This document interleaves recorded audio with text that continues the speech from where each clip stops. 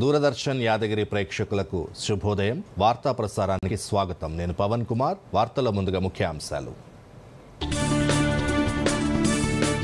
ఆంధ్రప్రదేశ్, తమిళనాడు రాష్ట్రాల్లో నేడు ప్రధానమంత్రి పర్యటన. పుట్టపర్తిలోని శ్రీ సత్యసాయిబాబా శత జయంతి ఉత్సవాలకు హాజరు. కోయంబత్తూరులో జరిగే దక్షిణ భారత సేంద్రియ వ్యవసాయ సదస్సులో పాల్గొననున్న నరేంద్ర మోదీ. రాష్ట్రంలో 1 కోటి మంది మహిళలకు ఇందిరమ్మ చీరలు పంపిణీ కార్యక్రమం ప్రారంభించనున్న సీఎం రేవంత్ రెడ్డి. రాష్ట్రాభివృద్ధికి పూర్తి సహకారం అందిస్తామన్న కేంద్ర మంత్రి మనోహర్ లాల్ ఖట్టర్. మెట్రో రైల్ 2వ దశ మూసీ ప్రక్షాళనకు కేంద్రం తోడ్పాటు ఉంటుందని వెల్లడి. జల్ సంచయ్ జన్ భాగీదారీ అవార్డులను ప్రదానం చేసిన రాష్ట్రపతి ద్రౌపది ముర్ము. ప్రతిష్టాత్మకమైన 3 అవార్డులను సొంతం చేసుకున్న తెలంగాణ రాష్ట్రం. 2015 గ్రూప్ 2 నోటిఫికేషన్పై హైకోర్టు కీలక తీర్పు. 2019లో ఇచ్చిన సెలక్షన్ లిస్టు రద్దు చేసిన ఉన్నత న్యాయస్థానం 8 వారాల్లో తుది లిస్టు ప్రకటించాలని టీజీపీఎస్సీకి ఆదేశం. ఆంధ్రప్రదేశ్ మారేడుమల్లి అటవీ ప్రాంతంలో భారీ ఎన్కౌంటర్. మావోయిస్టు కేంద్ర కమిటీ సభ్యుడు హిడ్మా సహా 6 మృతి. రాష్ట్ర వ్యాప్త సోదాల్లో 50 మంది మావోయిస్టులు అరెస్ట్. వార్తలోని వివరాలు. ప్రధానమంత్రి నరేంద్ర మోదీ ఇవాళ శ్రీ సత్యసాయి జిల్లా కేంద్రం పుట్టపర్తిలో పర్యటించనున్నారు. సత్యసాయి శత జయంత్యోత్సవ వేడుకల్లో ప్రధాని పాల్గొంటారు. ఈ ఉదయం మోదీ పుట్టపర్తి విమానాశ్రయం చేరుకుంటారు. అనంతరం రోడ్డు మార్గంలో ప్రశాంతి నిలయానికి వెళ్లి సత్యసాయి మహాసమాధిని దర్శించుకుని నివాళులర్పిస్తారు. ఆ కార్యక్రమం ముగిసిన తర్వాత హిల్వ్యూ స్టేడియంలో జరిగే సభలో ముఖ్య అతిథిగా పాల్గొని ప్రసంగిస్తారు. బాబా జీవితం, బోధనలు, సేవల స్మారకార్థంగా రూపొందించిన 100 రూపాయల నాణెం, 4 తపాలా బిళ్లల్ని ఆవిష్కరిస్తారు. సభ ముగిసిన తర్వాత ప్రత్యేక విమానంలో కోయంబత్తూరు బయలుదేరుతారు. అక్కడ జరిగే దక్షిణ భారత సేంద్రియ వ్యవసాయ సదస్సులో ప్రధాని మోదీ పాల్గొంటారు. సత్యసాయి శత జయంతోత్సవంలో ఏపీలోని సోదరులతో కలిసి పాల్గొనడానికి ఎంతో ఉత్సుకతతో ఎదురు చూస్తున్నానని ప్రధాని మోదీ పేర్కొన్నారు. సమాజ సేవ, ఆధ్యాత్మిక మేల్కొలుపునకు సత్యసాయి చేసిన ప్రయత్నాలు తరతరాలకు మార్గదర్శకంగా ఉంటాయన్నారు. సత్యసాయితో మాట్లాడడానికి, ఆయన నుంచి నేర్చుకోవడానికి తనకు పలుమార్లు అవకాశం లభించిందని సంతోషం వ్యక్తం చేశారు. ఈ మేరకు ఎక్స్లో పోస్ట్ చేస్తూ నాటి ఫోటోల్ని ప్రధాని పంచుకున్నారు.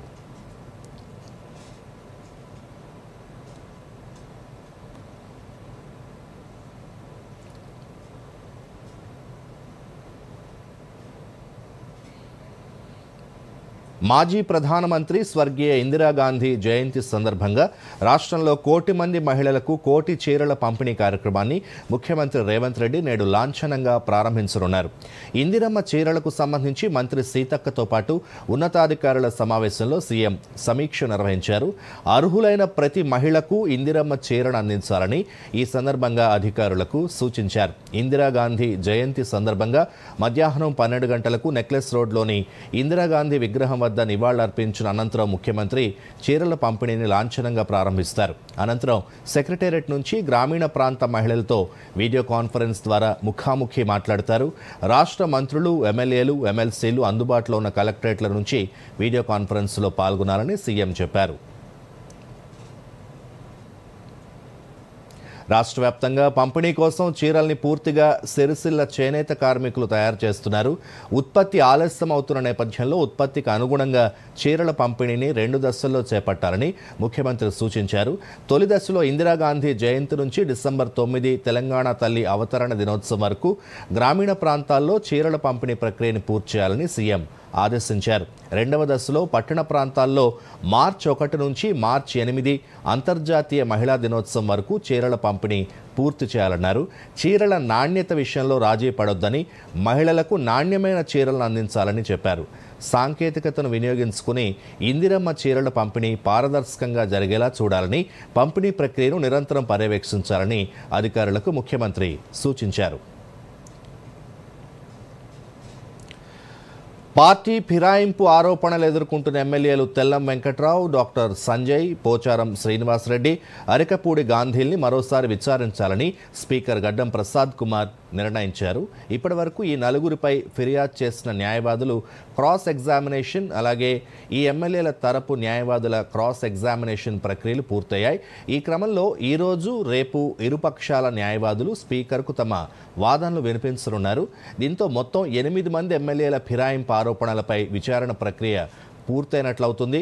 4 వారాల్లోగా నిర్ణయం తీసుకోవాలని సుప్రీంకోర్టు సూచించిన నేపథ్యంలో స్పీకర్ తీర్పు వెలువరించాల్సి ఉంటుంది. అయితే ఎమ్మెల్యేలు దానం నాగేందర్, కడియం శ్రీహరి ఇప్పటివరకు తమకొచ్చిన నోటీసులపై స్పీకర్కు సమాధానం ఇవ్వకపోవడంతో వారిపై ఎలాంటి చర్యలు తీసుకుంటారనేది ఆసక్తికరంగా మారింది.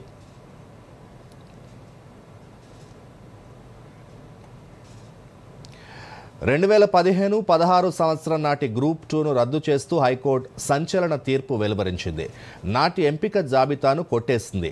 హైకోర్టు డివిజన్ బెంచ్ తీర్పు సాంకేతిక కమిటీ సిఫార్సులకు విరుద్ధంగా డబుల్ జంబ్లింగ్, వైట్నర్ వినియోగం, తుడిపివేతలున్న పార్ట్ బి పత్రాల్ని పునర్మూల్యాంకనం చేయడం చెల్లదని పేర్కొంది. హైకోర్టు తీర్పు సాంకేతిక కమిటీ సిఫార్సులకు విరుద్ధంగా వ్యవహరించే అధికారం తెలంగాణ పబ్లిక్ సర్వీస్ కమిషన్కు లేదని తేల్చి చెప్పింది. జవాబు పత్రాల్లో ట్యాంపరింగ్ జరిగిందని స్పష్టంగా కనిపిస్తున్నప్పుడు వాటిని పక్కన పెట్టకపోవడం కమిషన్ వైఫల్యమేనని తేల్చి చెప్పింది. 2019 అక్టోబర్ 24న ఇచ్చిన ఫలితాలు ఏకపక్షమని, చట్ట విరుద్ధమని వాటిని రద్దు చేసింది. సాంకేతిక కమిటీ సిఫార్సులు హైకోర్టు తీర్పుకు అనుగుణంగా తిరిగి మూల్యాంకనం నిర్వహించి అర్హుల జాబితాను విడుదల చేసి నియామకాలు చేపట్టాలని, ఈ ప్రక్రియను 8 వారాల్లో పూర్తి చేయాలని పబ్లిక్ సర్వీస్ కమిషన్కు ఆదేశాలు జారీ చేస్తుంది. దిద్దుబాటు, వైట్నర్ వినియోగం, డబుల్ జంబ్లింగ్ జరిపిన వాటిని మూల్యాంకనం చేయడం, తద్వారా చేపట్టిన నియామకాల్ని రద్దు చేయాలంటూ పలువురు దాఖలు చేసిన 6 పిటిషన్లపై జస్టిస్ నగేష్ భీమపాక విచారణ చేపట్టి ఈ మేరకు తీర్పు వెలువరించారు. హైకోర్టు ఇచ్చిన తీర్పులోని అంశాలను టీజీపీఎస్సీ అధ్యయనం చేస్తోంది.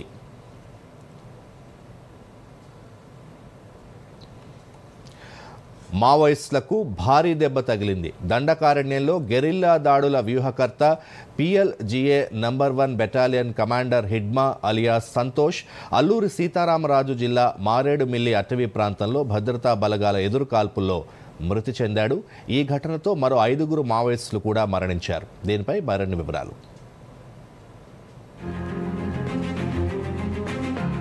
అల్లూరు సీతారామరాజు జిల్లాలో ఎదురుకాల్పులు జరిగాయి. మారేడుమిల్లి అటవీ ప్రాంతంలో పోలీసులకు మావోయిస్టులకు మధ్య ఈ ఘటన చోటు చేసుకుంది. ఈ ఘటనలో 6 మావోయిస్టులు మృతి చెందారు. ఎదురుకాల్పులో మావోయిస్టు అగ్రనేత హిడ్మా అలియాస్ సంతోష్, ఆయన భార్య రాజీ, చెల్లూరి నారాయణ అలియాస్ సురేష్, టెక్ శంకర్, మల్లా, దేవ్ మృతి చెందినట్లు పోలీసులు తెలిపారు. మృతి చెందిన హిడ్మా సెంట్రల్ కమిటీ సభ్యుడు కాగా ఆయన భార్య మడకం రాజీ అలియాస్ రాజక్క డివిజన్ కమిటీ మెంబర్గా కొనసాగుతున్నారు. కూంబింగ్ ఆపరేషన్ కొనసాగుతోందని పోలీసులు తెలిపారు. ఘటనాస్థలి వద్ద అల్లూరు జిల్లా ఎస్పీ అమిత్, డీఐజీ గోపినాథ్ జెట్టి ఉన్నారు. ఏపీ, ఛత్తీస్గఢ్, ఒడిశా సరిహద్దులో మావోయిస్టుల కదలికలపై సమాచారం అందడంతో పోలీసులు అక్కడికి చేరుకున్నారు. హిడ్మా ఛత్తీస్గఢ్ సుక్మా జిల్లా పూవర్తి గ్రామానికి చెందిన మురియా గిరిజనుడు. 17 ఏళ్ల వయసులోనే మావోయిస్టు పార్టీలో చేరాడు. PLGA 1st బెటాలియన్ కమాండర్గా, దండకారణ్య స్పెషల్ జోనల్ కమిటీ సభ్యుడిగా, ఇటీవల సెంట్రల్ కమిటీ సభ్యుడిగా ఎదిగాడు.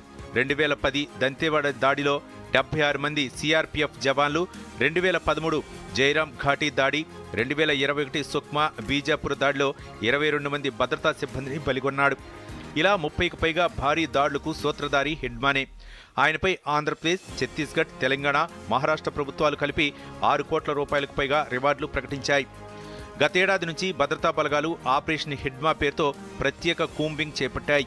ఛత్తీస్గఢ్ నుంచి ఆంధ్ర, ఒడిశా సరిహద్దు వైపు హిడ్మా బృందం తరలి వస్తున్న సమాచారం రాగానే AP Greyhounds, CRPF, Odisha SOG బలగాలు సంయుక్తంగా ఈ ఆపరేషన్ నిర్వహించాయి.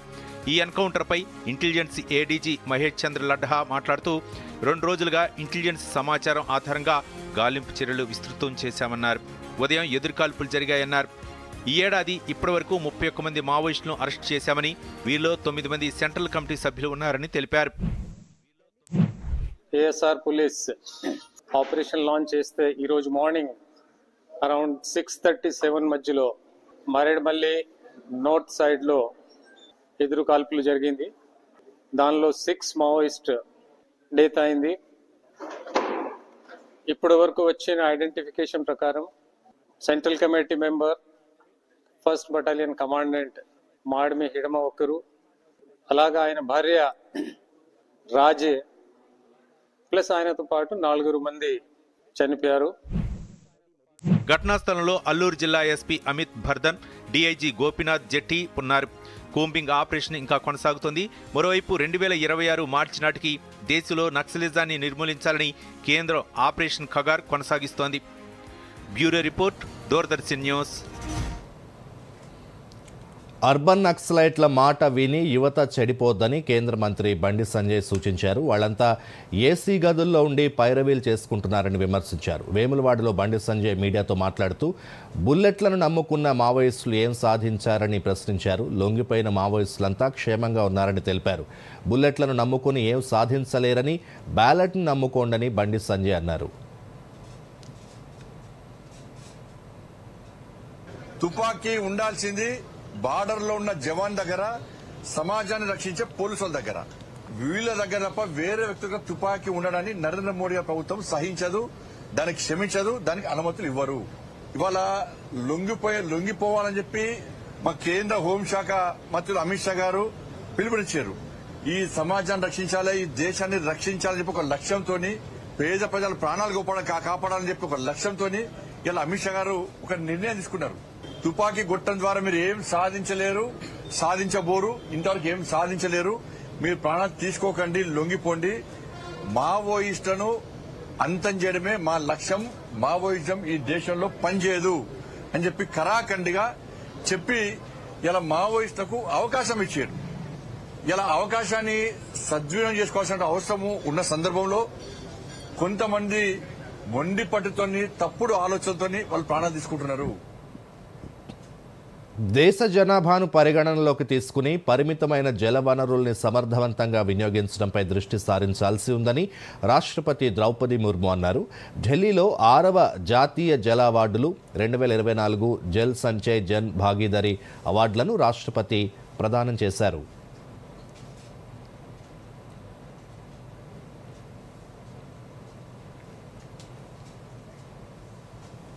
जल का उपयोग करते समय सबको ये ध्यान रखना चाहिए कि हम अत्यंत मूल्यवान संपत्ति का उपयोग कर रहे हैं. जनजातीय समुदाय के लोग जल सहित प्रकृति के सभी संसाधनों का बहुत सम्मान के साथ उपयोग करते हैं. जल संसाधनों का सर्वाधिक सक्षम तरीके से उपयोग करना हमारे सभी देशवासियों की जीवन शैली का अभिन्न अंग होना चाहिए. व्यक्तिगत और सामूहिक स्तर पर सभी को जल संरक्षण के प्रति निरंतर सचेत रहना चाहिए. हमारे देश की जन चेतना में जल चेतना का संचार बहुत जरूरी है. कहा करती हूँ कि जन शक्ति के बल पर ही जल शक्ति का संचयन और संरक्षण किया जा सकता है.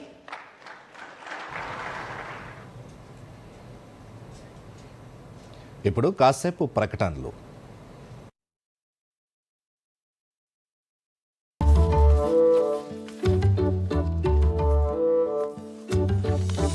ఆగు, ఏంటిది? అసలైన నోట్ బ్రో, ఇది చిరిగింది. ఇదిగో చిరిగిన లేదా పాతబడిన నోట్లని బ్యాంక్ బ్రాంచ్ లో ఎక్స్చేంజ్ చేసుకోవచ్చు. వావ్, కొత్త నోట్ ఇస్తారా? అవును, వాటితో నువ్వు మాకు పిజ్జా పార్టీ చేస్తావు. ఆర్బీఐ అంటుంది, స్మార్ట్ అవ్వండి, కూల్ గా ఉండండి. This is no ordinary sky. This is where legends are born. Space transition. Roger. Engaging heat. In the vast expanse above, the Indian Air Force reigns. Unseen, unstoppable, unmatched. Indian Air Force to be a cut above.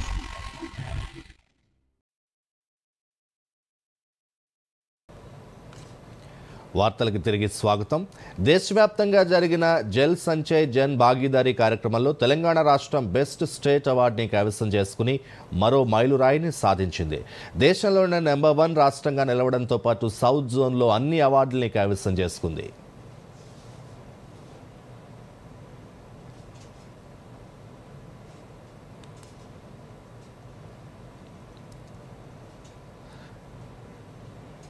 రాష్ట్రంలోని 8 జిల్లాలు 1, 2, 3 స్థానాలు సాధించాయి. తమ ర్యాంకుల ఆధారంగా ప్రతి జిల్లా వరుసగా 2 కోట్లు, 1,50,00,000 నగదు బహుమతులు గెలుచుకుని సత్తా చాటాయి. ఈ నేపథ్యంలో రాష్ట్ర స్థాయి అవార్డుని రాష్ట్రపతి ద్రౌపది ముర్ము చేతుల మీదుగా పంచాయతీరాజ్ గ్రామీణాభివృద్ధి శాఖ డైరెక్టర్ జి సృజన అందుకున్నారు. జిల్లాల విభాగంలో అవార్డుని జిల్లా కలెక్టర్లు, డిఆర్డీఓలు అందుకున్నారు. అవార్డులు అందుకున్న అధికారులను మంత్రి సీతక్క అభినందించారు. హైదరాబాద్ మెట్రో రైల్ మూసీ సుందరీకరణ ప్రాజెక్టుకు కేంద్రం అన్ని విధాలా సహకారం అందిస్తుందని కేంద్ర పట్టణాభివృద్ధి శాఖ మంత్రి మనోహర్ లాల్ ఖట్టర్ తెలిపారు. ఇందుకోసం అమృత్ యోజన నిధులు మంజూరు చేస్తామన్నారు. దక్షిణ పశ్చిమ రాష్ట్రాల పురపాలక శాఖ మంత్రుల సమావేశం హైదరాబాద్లో జరిగింది. ఈ సమావేశంలో పలు అంశాలపై కేంద్ర మంత్రి సమీక్ష జరిపారు.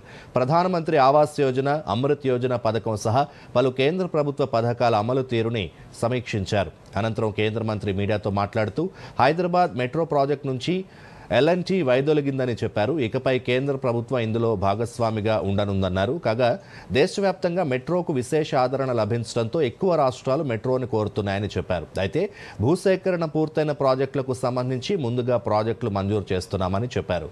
హైదరాబాద్లో 2వ దశ మెట్రో విస్తరణకు పూర్తిగా సహకరిస్తామని కేంద్ర మంత్రి హామీ ఇచ్చారు.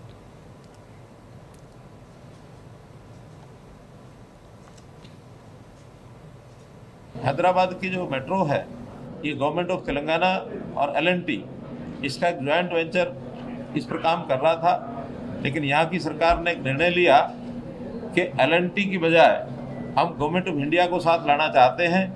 इसलिए यहाँ तेलंगाना सरकार ने L&T से अपना करार हटा करके और अब गवर्नमेंट ऑफ इंडिया के साथ करार करेंगे।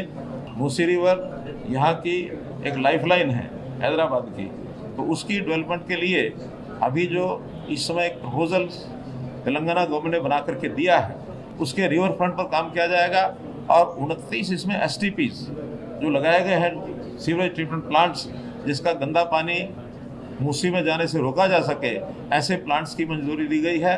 दोनों काम ये साथ साथ चलेंगे, रिवर फ्रंट का निर्माण और STPs ములుగు జిల్లా వెంకటాపురం మండలం జవహర్ నగర్లోని తెలంగాణ మోడల్ స్కూల్ వసతి గృహాన్ని జిల్లా విద్యాశాఖ అధికారి సిద్ధార్థ రెడ్డి సందర్శించారు.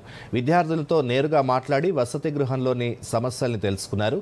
అనంతరం వారితో కలిసి మధ్యాహ్న భోజనం చేశారు. ఈ సందర్శన అనంతరం డిఈఓ సిద్ధార్థ రెడ్డి మాట్లాడుతూ కొత్త ప్రభుత్వం వచ్చాక విద్యారంగంలో బడుగు విద్యార్థులకు మెరుగైన సౌకర్యాలు కల్పిస్తున్నామన్నారు. మెస్ ఛార్జీలు పెంచామని, కొత్త విద్యా విధానంలో డిజిటల్ ప్లాట్ఫామ్ల ద్వారా నాణ్యమైన విద్యను అందిస్తున్నామని తెలిపారు.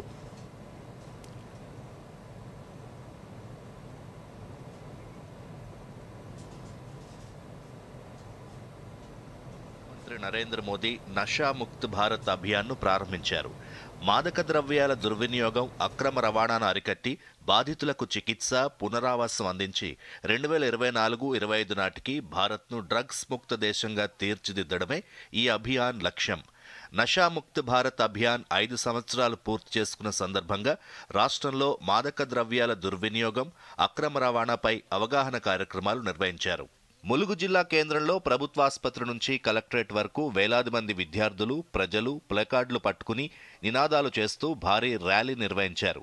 ర్యాలీ అనంతరం అందరూ మాదక ద్రవ్యాలకు వ్యతిరేకంగా ప్రతిజ్ఞ చేశారు. ఈ సందర్భంగా జిల్లా సంక్షేమాధికారి తుల రవి మాట్లాడుతూ మాదక ద్రవ్యాల వినియోగంతో కలిగే నష్టాలను విద్యార్థులకు వివరించామన్నారు. చెడు వ్యసనాలకు దూరంగా ఉండి భవిష్యత్తును తీర్చిదిద్దుకోవాలని సూచించారు. ములుగు జిల్లాను డ్రగ్స్ రహిత జిల్లాగా మార్చేందుకు నిరంతరం కృషి చేస్తున్నట్లు వెల్లడించారు. పెద్దపల్లి కలెక్టరేట్లో కలెక్టర్ కోయ శ్రీహర్ష ఆధ్వర్యంలో అధికారులందరూ మాదక ద్రవ్యాల దుర్వినియోగంపై అవగాహన, ప్రతిజ్ఞ కార్యక్రమం నిర్వహించారు. ఈ సందర్భంగా జిల్లా సంక్షేమ అధికారి వేణుగోపాల్ మాట్లాడుతూ డ్రగ్స్ వాడకం పెరగకుండా కేంద్రం, రాష్ట్రం ఆదేశాల మేరకు ఈ కార్యక్రమాలు చేపడుతున్నామని తెలిపారు. కొత్త పదార్థాలను నిర్మూలించడానికి వీళ్ళ వద్ద కృషి తీసుకోవాల్సిన అవసరం ఎంతైనా ఉంటుంది. కాబట్టి మనం జిల్లా అధికారులందరికీ కూడా మార్పులు, పిల్లల్లో వచ్చే మార్పులు ఇవన్నీ గమనించడం ఎలా అనే దాన్ని కూడా మంచి అవగాహన కల్పించాము.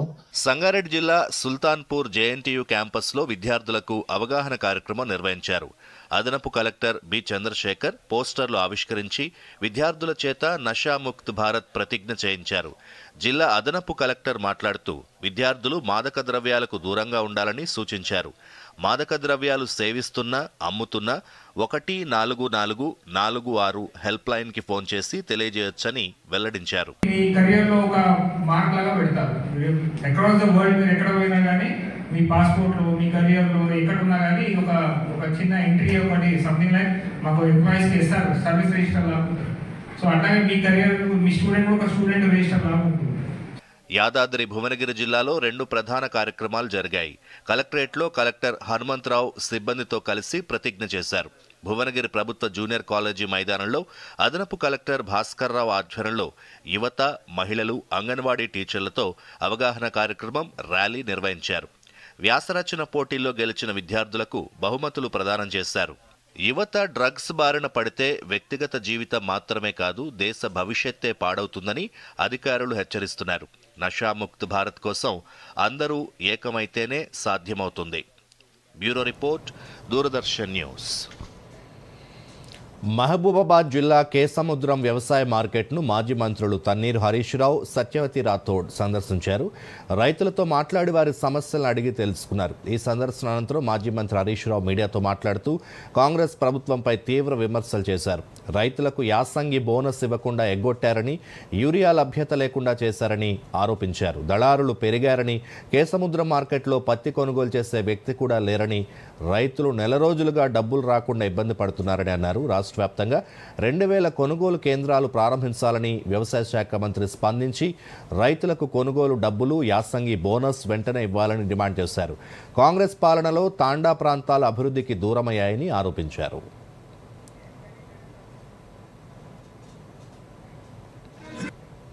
రేవంత్ రెడ్డి పాలనలో ప్రభుత్వ పాఠశాలల్లో 67,000 మంది పిల్లలు ఈ రాష్ట్రంలో చదివారు. ప్రభుత్వ పాఠశాలల మీద నమ్మకం పోయింది. నీ పాలనలో 67,000 మంది విద్యార్థులు ఈ విద్యా సంవత్సరంలో తగ్గారు. 1000కి పైగా పాఠశాలలు రేవంత్ పాలనలో మూతబడ్డాయి. ఇవాళ మెడికల్ కాలేజీ, టీచింగ్ హాస్పిటల్ పనులు ముందుకు పోతలేవు. అక్కడనే ఆగిపోయింది 500 పడకల ఆసుపత్రి. ఇప్పుడు కాసేపు ప్రకటనలు.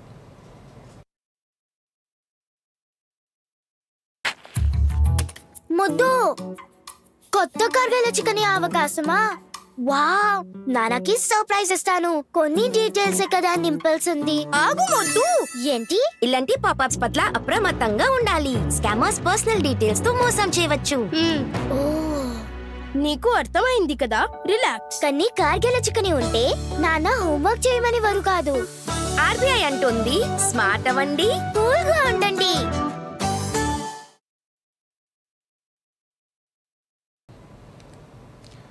వార్తలకు తిరిగి స్వాగతం. కరీంనగర్ జిల్లా జమ్మికుంటలో పివి నరసింహారావు తెలంగాణ పశు వైద్య విశ్వవిద్యాలయం, మామునూరు, జమ్మికుంట కృషి విజ్ఞాన కేంద్రాల ఆధ్వర్యంలో 2 రోజుల పశు ఆరోగ్య శిక్షణ కార్యక్రమం ముగిసింది.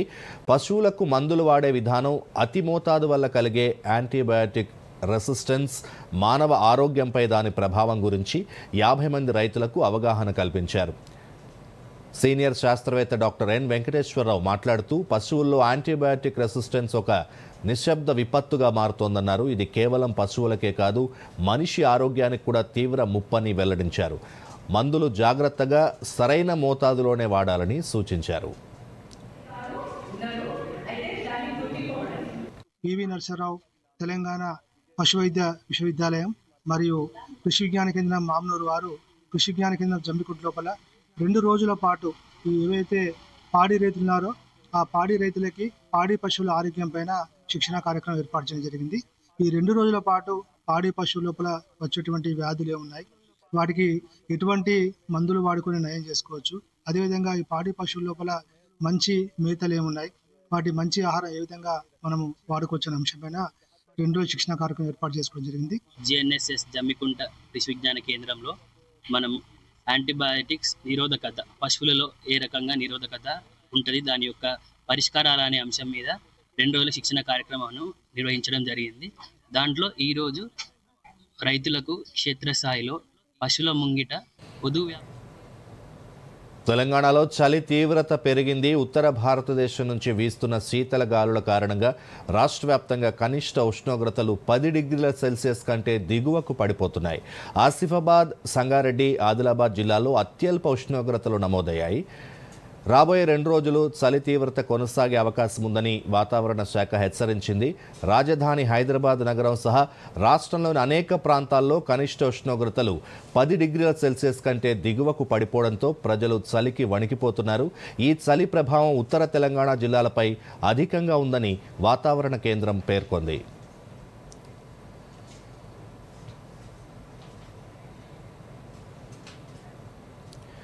రేపటి నుంచి గోవా వేదికగా 56వ international film festival of India 2025 వేడుకలు ప్రారంభం కానున్నాయి. ఈ సందర్భంగా వెండితెర వైభవం ఇఫీ 2025 శీర్షికన స్పాట్లైట్లో మరి కాసేపట్లో ప్రత్యేక కార్యక్రమం ప్రసారం కానుంది.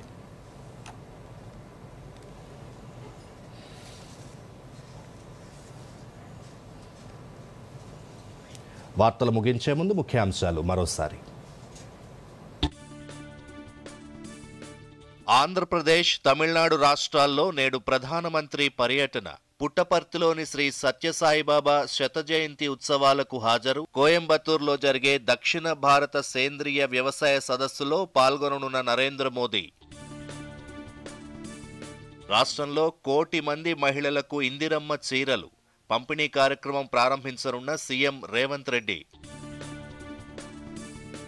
రాష్ట్రాభివృద్ధికి పూర్తి సహకారం అందిస్తామన్న కేంద్ర మంత్రి మనోహర్ లాల్ ఖట్టర్. మెట్రో రైల్ 2వ దశ మూసీ ప్రక్షాళనకు కేంద్రం తోడ్పాటు ఉంటుందని వెల్లడి. జల్ సంచయ్ జన్ భాగీదారీ అవార్డులను ప్రదానం చేసిన రాష్ట్రపతి ద్రౌపది ముర్ము. ప్రతిష్టాత్మకమైన 3 అవార్డులను సొంతం చేసుకున్న తెలంగాణ రాష్ట్రం. 2015 గ్రూప్ 2 నోటిఫికేషన్పై హైకోర్టు కీలక తీర్పు.